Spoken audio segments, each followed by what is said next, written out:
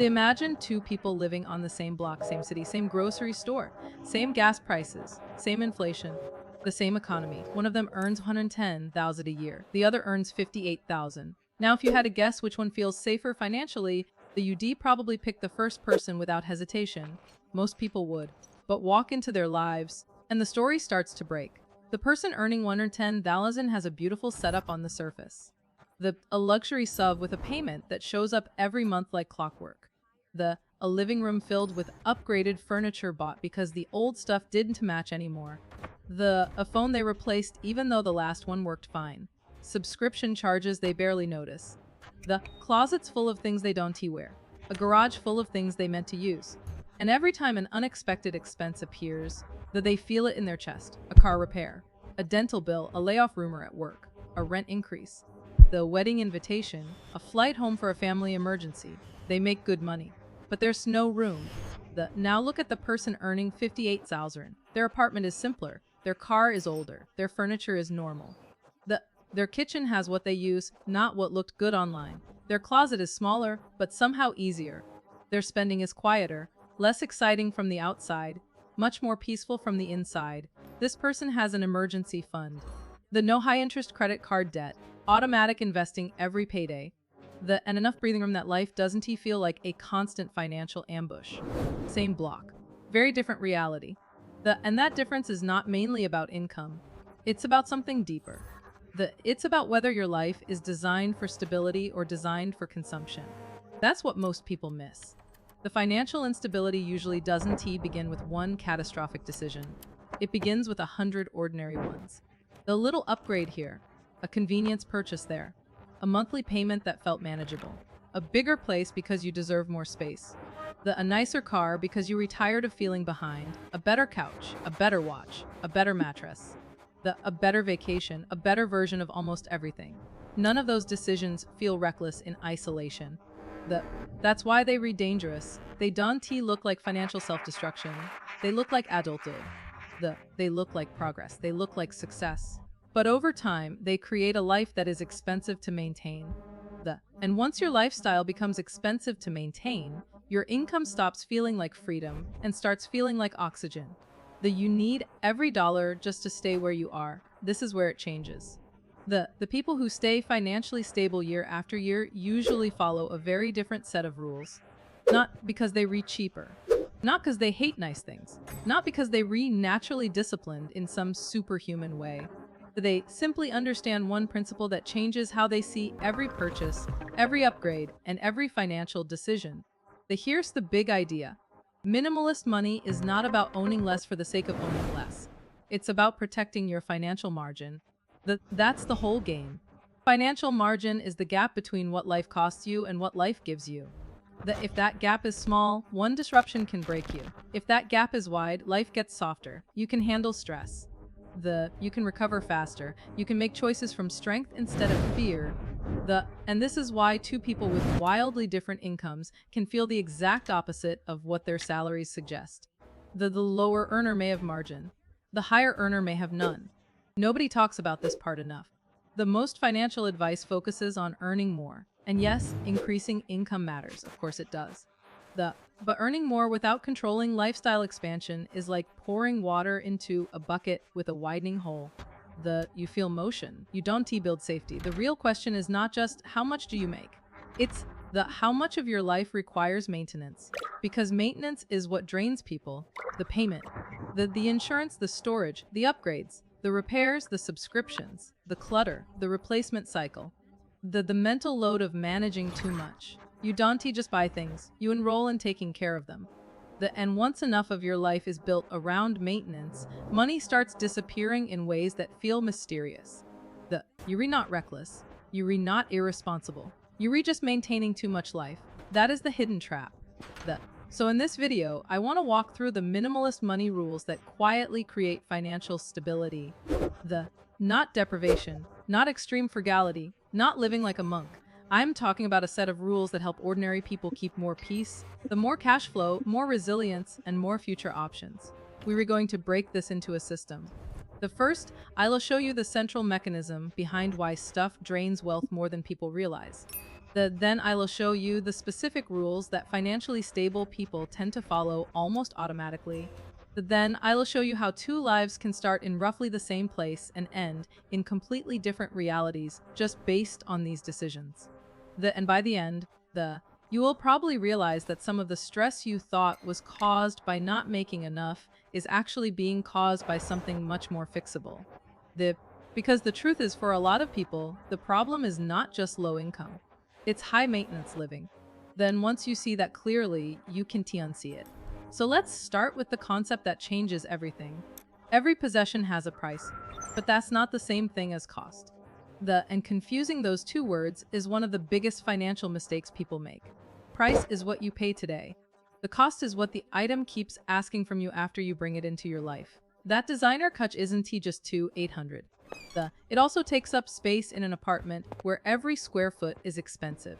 It changes how carefully you live around it.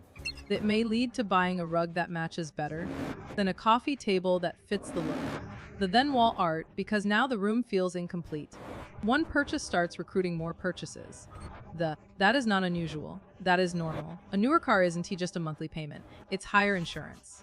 The higher registration, faster depreciation, pressure to keep it clean, stress about scratches, a subtle shift in what feels normal to spend.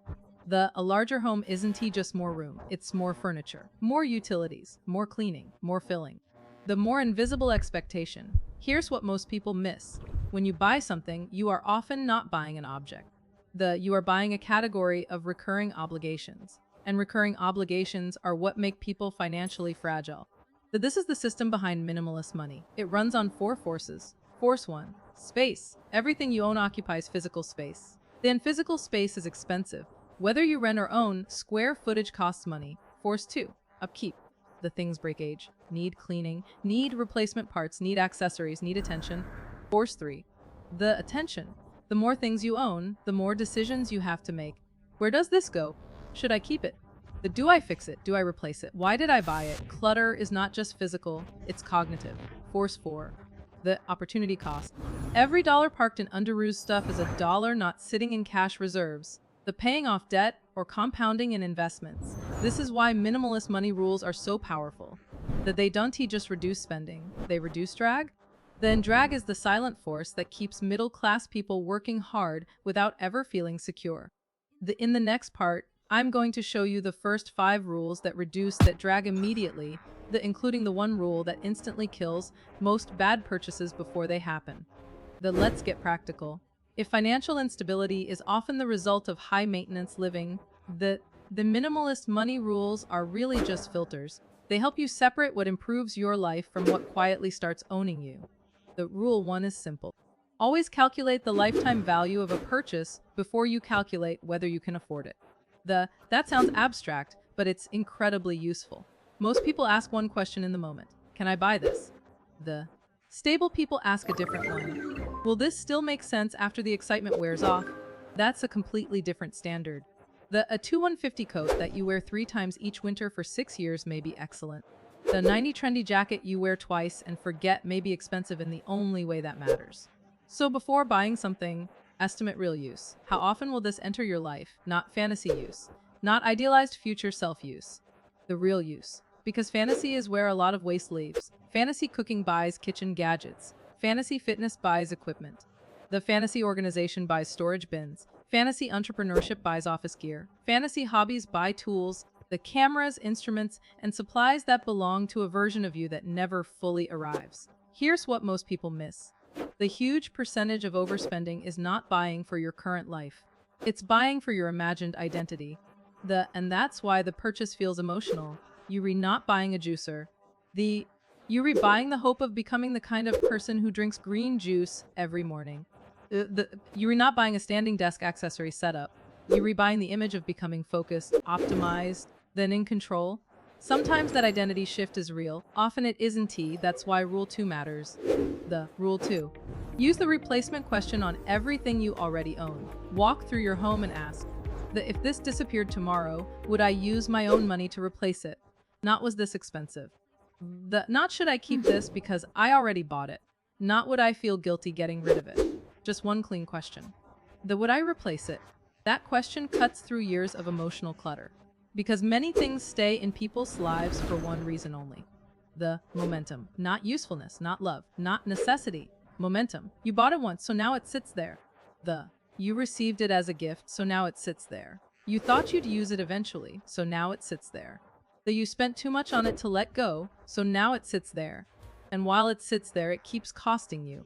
That costs drawer space, shelf space, closet space, garage space, mental space. It becomes part of the environment you have to manage. This is where minimalist money gets psychological, because when people hold on to things they wouldn't repurchase, they often holding on to old versions of themselves. The person who was going to get into baking, the person who was going to start a side hustle, the person who was going to become more fashionable, the person who was going to host more dinners, the person who was going to work out at home every day. The letting go of the object can feel like letting go of the identity. But sometimes that's exactly what creates relief. The rule 3. Never upgrade because you're emotionally restless. This one is huge. A lot of spending has very little to do with need and a lot to do with internal discomfort. You feel bored, behind, under-rewarded, stressed, unseen. You want to shift in energy, something new, something cleaner, something sharper. So you upgrade a better phone, a nicer car, a newer couch, a more premium version of something that was working fine. And for a moment, it works. You feel a lift. Then your nervous system adapts. The new thing becomes normal. And the desire returns. This is one of the most profitable cycles in modern consumer culture. The emotional discomfort gets translated into product desire. Nobody talks about this part enough. Many upgrades are not practical decisions. They are mood regulation, and mood regulation spending is incredibly expensive because the relief is temporary, but the cost can last for years. Here's a better standard. Do not replace functional items because your emotions changed around them. Replace when function fails. Replace when repair no longer makes sense. Replace when your life truly changed and the item no longer serves the job. But boredom is not a valid emergency. Rule 4. Create friction around spending. People love to talk about discipline, but behavior is usually structural. If buying is seamless, you will buy more. If saving is automatic, you will save more. So make spending slightly annoying. Delete saved card information. Remove shopping apps. Unfollow influencers who trigger lifestyle envy. Unsubscribe from promo emails. Leave things in the cart for a day. Use a separate checking account for discretionary spending. For any non-essential purchase above a threshold, maybe 100 or 200, wait 24 to 72 hours. That pause matters. Because impulse needs speed. When you delay the purchase, you remove the emotional heat. And once the emotional heat fades, the product often loses its power. This is where it changes. A lot of your wants are temporary states, not stable preferences. If a desire survives time, it may be real. If it disappears in a day, it was never worth your money. Rule 5. Make saving happen before life touches the money. The most financially stable people do not save what's left. There is usually nothing left. They automate protection first. Emergency fund transfer on payday. Retirement contribution on payday. The brokerage transfer on payday, bills handled. Then life gets the remainder. That sounds ordinary, but it changes identity. Because when money lands in your account and instantly gets assigned, you stop treating unallocated cash as available freedom. You start treating saving as part of the architecture of adulthood. Let me show you the numbers, because numbers make this real. Take 2 people earning $500 per month after tax. Person A spends first and tries to save later. They usually end up with maybe 200 left, sometimes nothing. Person B automates 900 immediately. 400 to emergency savings, 300 to retirement, the 200 to investments. At first glance, person B feels more constrained. But 1 year later, the person B has moved 10,800 into stability building assets. In 3 years, that's 32,400, not including growth. Meanwhile, person A has a life that feels looser in the moment, but far tighter in reality. This is the paradox of minimalist money. The person who accepts a little less consumption now often gets much more emotional freedom later. Then the person who keeps protecting their lifestyle often ends up serving it. Now let's widen the lens. Because stable finances are not just about avoiding bad purchases. They're also about managing the handful of decisions that shape your entire cost structure. And once you understand those, you stop focusing on little hacks and start protecting the decisions that matter most. In the next part, I'm going to break down the 6 biggest minimalist money decisions. the ones that determine whether your life becomes lighter and more flexible or heavier and more expensive every year. So when people think about getting financially stable, they often focus on small expenses. Hike out. The subscriptions, impulse Amazon orders, and yes, those add up, but here's what most people miss.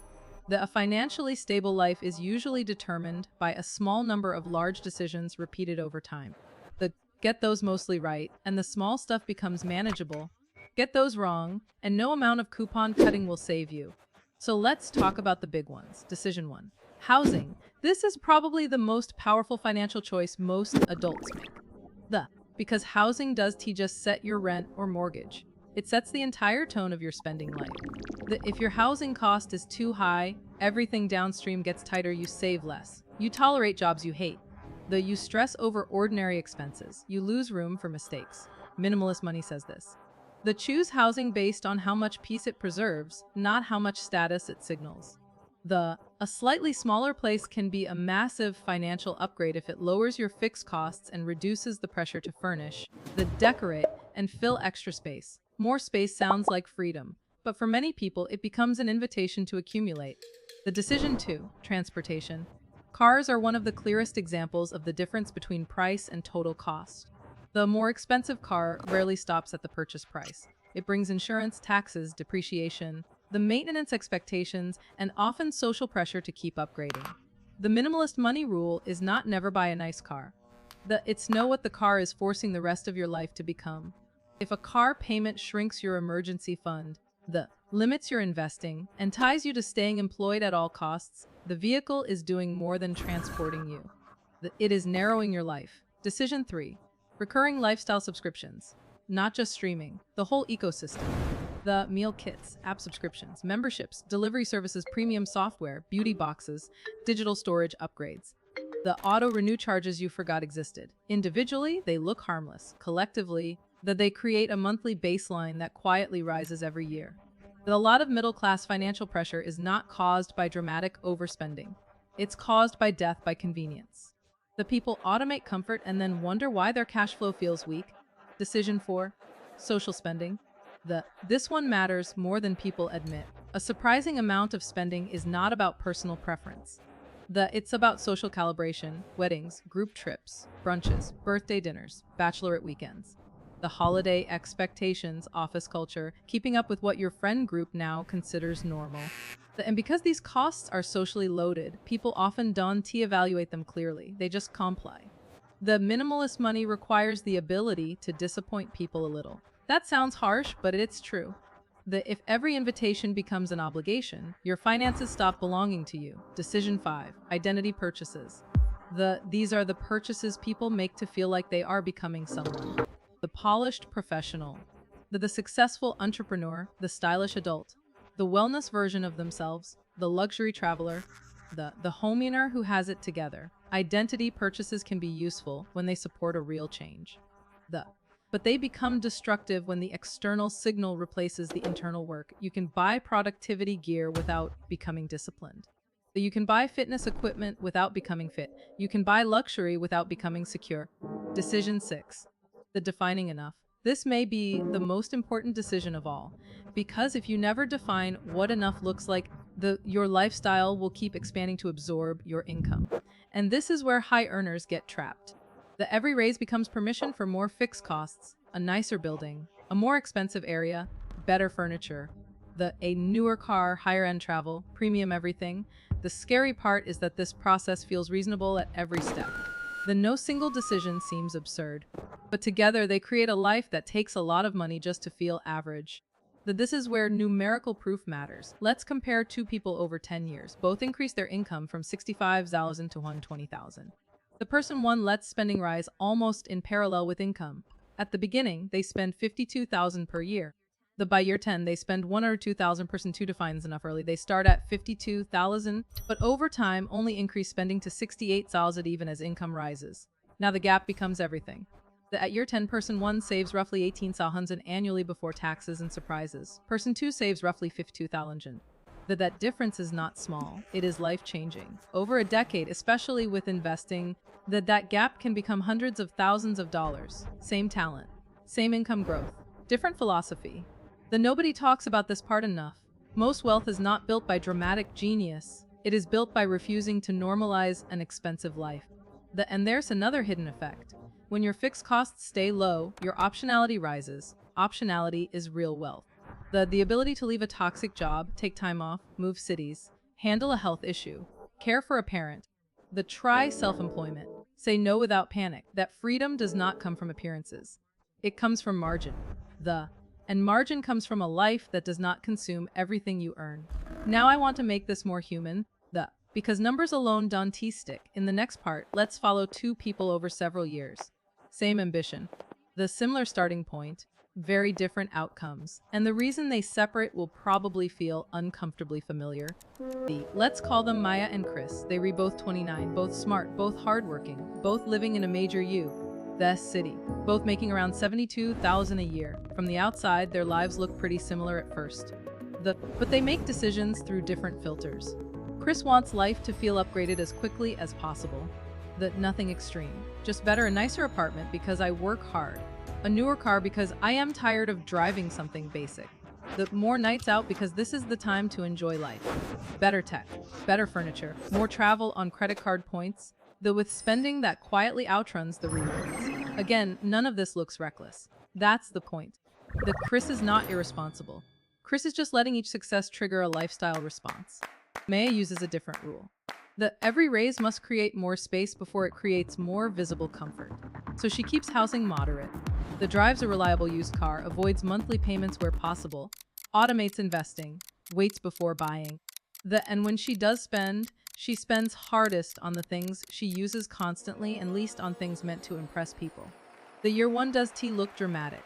Chris has the nicer setup. Maya looks more restrained. Chris' apartment photographs better. Maya's bank account sleeps better. Year two, life happens. Chris gets hit with a surprise 200 repair that then puts part of it on a credit card because cash is tight after rent and the car payment. Maya gets hit with a 100 repair too. The annoying but manageable emergency fund covers it. This is where it changes. An unexpected expense is not just an expense. It reveals the architecture underneath your life. One person experiences inconvenience. The other experiences destabilization. By year three, both receive raises. Chris moves to an even better apartment, upgrades furniture. Starts telling himself he just needs to get more serious about saving. Maya increases automatic investing. She allows a few quality of life improvements, but keeps fixed costs relatively stable. This is important. The minimalist money is not anti-enjoyment, it is anti-escalation. There's a difference. By year five, the divergence is obvious. Chris earns more than Maya, but Chris feels behind all the time. He checks his account before weekends. Feels guilty after social plans, avoids looking at retirement totals, needs work to keep working. The machine cannot pause. Maya has less visible luxury, but she has options. She has a real emergency fund, retirement accounts growing, a taxable brokerage account, enough slack to consider changing jobs, enough cash to handle a move, enough confidence to say no. This is real financial stability, not the appearance of affording things. The ability to absorb life. Now let's zoom out further. At 35, Chris is exhausted, not because he failed, but because he succeeded into a trap. His income grew, his obligations grew faster, every improvement created a larger baseline. And now he needs the life he built to keep paying him back. Maya at 35 is not rich in the flashy sense, but she is structurally free in ways Chris is not. She can take a short career break. She can survive a layoff. She can help family without collapsing her finances. She can make choices with less fear. That's what minimalist money buys you. Not emptiness, not aesthetic simplicity, not some perfectly neutral apartment with 3 forks and no personality. That buys you lower consequence, and lower consequence changes everything. It changes how hard you have to grip your job. It changes how desperate you feel during uncertainty. It changes how much nonsense you tolerate from employers, the markets, and social pressure. Here's what most people miss. The goal is not just to have more money. The goal is to need less money to remain okay. That single shift creates a totally different life trajectory. This lands differently depending on where you are. If you're in your 20s, the biggest risk is building a lifestyle too early. Locking yourself into expensive habits before you've built a base. This is the decade where normal gets programmed. Be careful what you normalize. If you're in your 30s, the biggest risk is invisible fixed cost expansion. The housing, childcare, vehicles, social obligations, convenience spending. This is often when money starts disappearing into systems rather than impulse buys. If you're in your 40s, the risk is realizing you earn well but still feel fragile. At that point, the work is often not earning more. It's reducing drag, simplifying, reclaiming cash flow, questioning what your life now costs to maintain. And if you're already feeling late, hear as the truth. Simplicity compounds fast. You do not need a decade to feel the difference. The sometimes 6 months of lower spending, reduced clutter, automatic saving, and fewer upgrades can completely change your nervous system around money. Because financial peace is not only a number, it's an experience. It's opening your banking app without dread. It's handling a bill without feeling personally threatened. It's not needing payday to rescue you. It's not needing consumption to reward you. But to get there, you have to understand the emotional engine behind overspending. Because people do not usually buy too much for logical reasons. They buy too much for emotional ones, and once you see those clearly, you stop treating overspending like a math problem and start treating it like a pattern. That's what we were going to unpack next.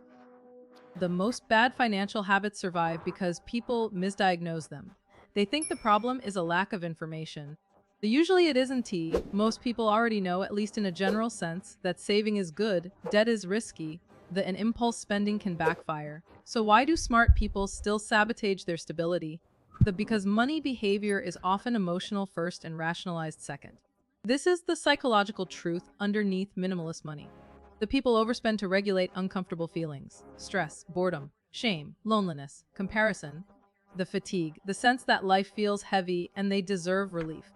And modern consumer culture is brilliantly engineered to intercept those feelings and offer a product as the answer. You feel behind. Buy something that signals progress. You feel unattractive. Buy something that signals worth. You feel disorganized. Buy systems, tools, containers, planners. You feel stagnant. Book a trip. Redesign the room.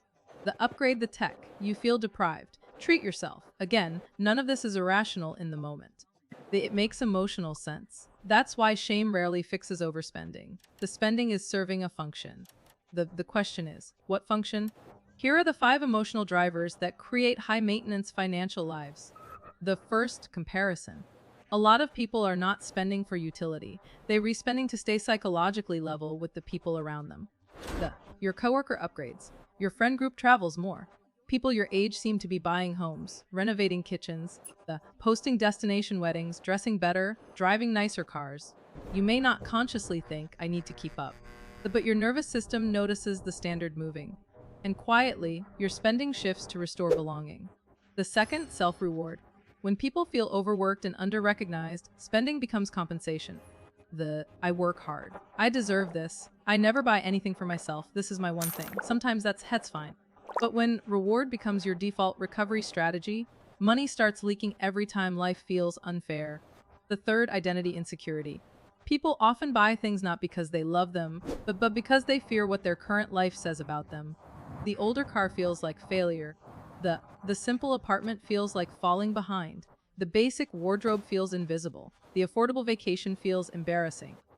So they upgrade the signal, not always to impress others, often just to quiet their own self-judgment.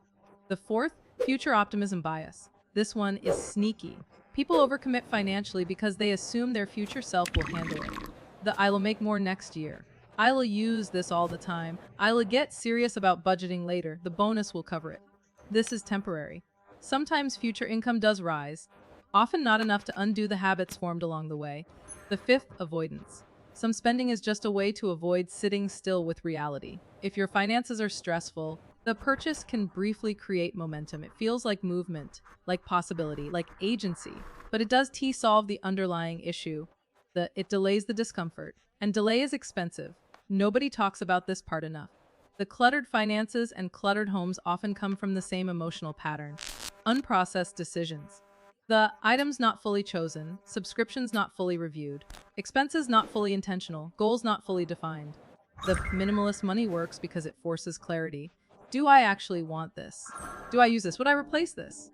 What is enough for me? What am I trying to feel when I buy this? Those are not just money questions. They are self-awareness questions. And that's why people who simplify financially often report something surprising. They don't just feel richer, they feel calmer, because every unnecessary object removed, every subscription canceled, every upgrade avoided, every dollar automated into savings sends one message to the brain. I am becoming safer. That matters. When your savings are stronger, your emotional dependence on spending often weakens. You don't need to buy reassurance as often because you're rebuilding real reassurance. That creates a powerful loop. Spend less impulsively. Save more. Feel safer. Need fewer emotional purchases. Save more again. This is the virtuous cycle. The destructive cycle is the reverse. Feel insecure. Spend for relief. Delay savings. Feel more insecure. Spend again. And income alone does not break that cycle. Clarity does. So let's end with a picture of the future. Because the real power of these rules is not just what they save you this month. It's the life they quietly build over the next 5, 10, 15 years. And once you can see that future clearly, the trade-offs stop feeling like sacrifice and start feeling like intelligence. Picture your life 5 years from now, not your fantasy life, your actual life shaped by your current patterns. If you keep upgrading out of stress, convenience, boredom, and comparison, what happens? Your income may rise. But your obligations rise with it. You live in a nicer space, but it costs more to fill. You drive something better, but it costs more to insure and repair. You keep more subscriptions because each one seems small. You replace working things because new versions keep appearing. You save inconsistently because every month is already smaller. From the outside, it may look like progress. From the inside, it feels like maintenance. You are always almost caught up. Always almost organized, always almost in control, always one raise away from finally feeling stable. But the feeling never fully arrives. Now picture the other path. Same life, same economy, same inflation, the same unexpected problems. But this version of you follows minimalist money rules. You keep housing reasonable. You resist identity spending. You do not upgrade functional things out of restlessness. You wait before buying. You automate saving. You know what enough looks like. You measure success by flexibility, not display. 5 years later, what changes? You have cash reserves. Debt is lower or gone. Retirement is no longer abstract. Your monthly obligations are lighter. Your home is easier to manage. Your money decisions require less recovery. The setback is a problem, not a collapse. This is where it changes. Because once your life becomes cheaper to maintain, your stress starts dropping in categories you didn't expect. Work stress drops because you have more leverage. The relationship stress drops because money pressure softens. Decision fatigue drops because you're remanaging fewer things.